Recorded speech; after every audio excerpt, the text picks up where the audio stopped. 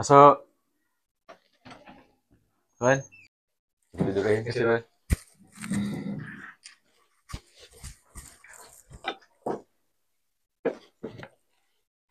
Terima kasih, Tuan. Saya janji, saya akan laksanakan tugas saya dengan baik sebagai cikgu bahasa Inggeris kat sini. Kebanyakan cikgu-cikgu kat sini pun cikgu saya juga. Ini sekolah saya dulu, Tuan. Ni Tuan. Saya ada bawa lemang sebatang ni. Mak saya kirimkan sebagai bawah tangan untuk Tuan. Wah, lembaga gambaran saya ni. Terima kasih banyak, Ryan. Saya minta dia ke kelas dulu, Tuan. Sila.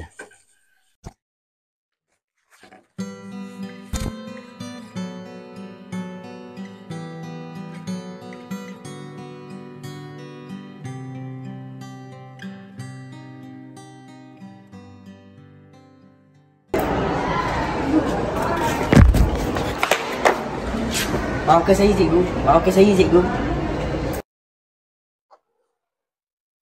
Siapa nama awak? Saya Raya. Pedulikah kamu?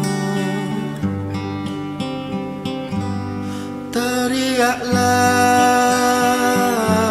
sekuat manapun aku. Suara ini. Oh, apa ni? Dan beri. Weh, anak lorong. Mana? Tu. Weh, ada bau tak? Bau busuk tak? Patutlah anak lorong punya. Kau buat apa kat sini? Jijik. Farah kenapa? Takkan aku beli makanan kat sini? Aku nak pinjam buku lah. Apa lagi?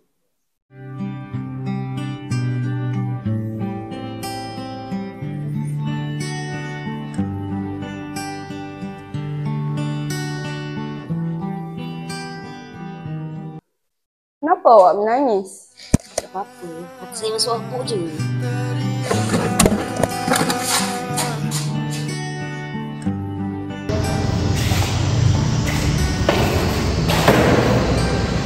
Ni kenapa anak ibu ni? Balik-balik je nak marah. Balik-balik je nak marah. Ni kan bulan puasa. Dari baru lah ibu. Setiap hari dia ejek dengan kawan-kawan. Hari ni nak lorong. Dia nak kita pindah dari tempat jijik ni. Kita tak mampu nak sewa rumah. Gaji buat kantin tu pun bukan seberapa. Ryan! Ryan aku mana ni? Ryan nak keluar. Nanti Ryan tolong ambilkan guru dekat kampus sana ya. Sekarang nak raya ni, boleh kita bakar lemak. Tak payahlah bakar lemak. Hari raya tak ada reti apa-apa untuk Ryan. Kalau ibu nak raya, ibu raya lah seorang-seorang.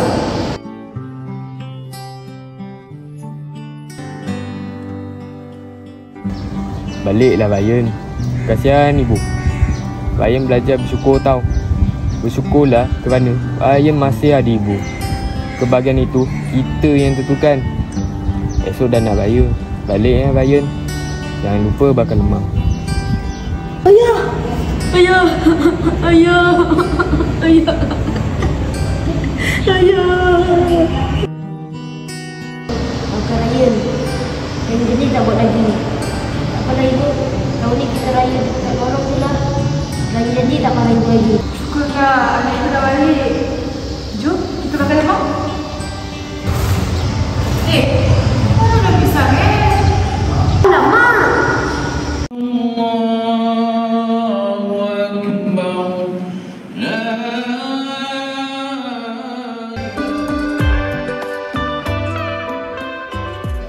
Selamat Raya Makcik Ryan. Ni ada perayaan sikit untuk Makcik. Ya Allah, no. Jumpa jodohku di hari raya.